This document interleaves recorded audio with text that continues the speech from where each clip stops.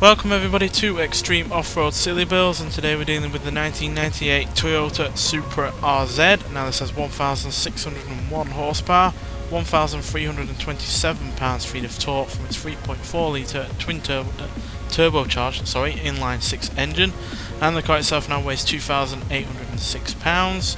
Now has off-road tyres, all-wheel drive and off-road suspension, and it can do 0 to 60 in 2.181 seconds, 0 to 100 in 4.162 seconds, and going to a top speed of 274 miles an hour. So obviously this car in stock form did have two turbochargers, but now I've swapped it out for a single, more powerful and more modern turbocharger, which is why it's got so much power over what it had originally.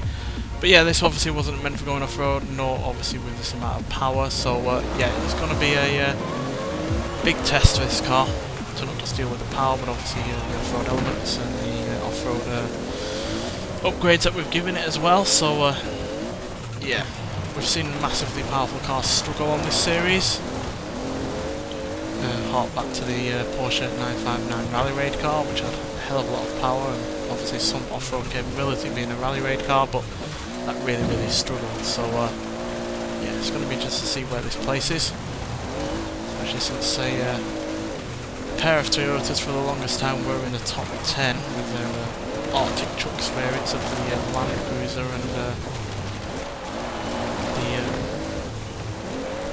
Hilux. So we had to struggle to remember it then. Though the Land Cruiser is still in the top 10, but only just. For the longest time those two were in the top 5. So let's see what a sports car from them can do. Not that we've not had any Toyotas on this series before outside of those Arctic Trucks vehicles, but this is easily the most powerful from them that we've had.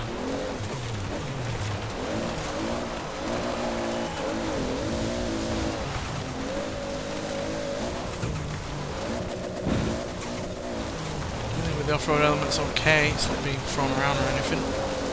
So it doesn't seem to be too bothered about the bumps and jumps, which is a good thing.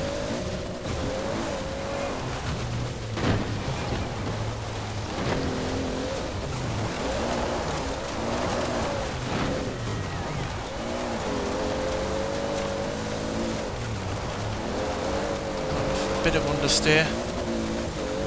Does at times struggle to gain grip with all that power on the off-road elements.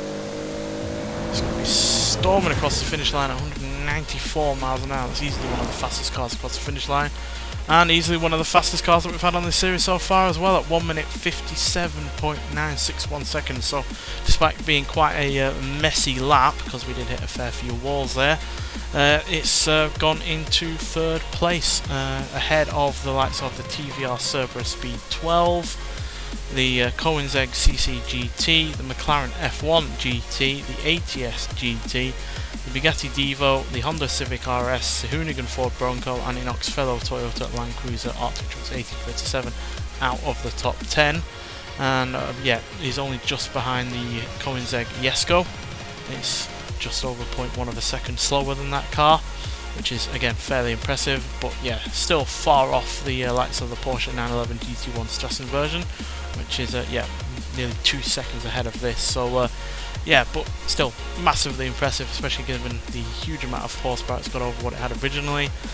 It's nearly 1,300 horsepower more, and obviously it's dealing with the off-road elements and the all-wheel drive, off-road suspension and off-road tyres. So yeah, massively impressed by it, especially like I said, given it was quite a messy lap. Nonetheless, thanks for watching, and I'll see you with the next one. Bye.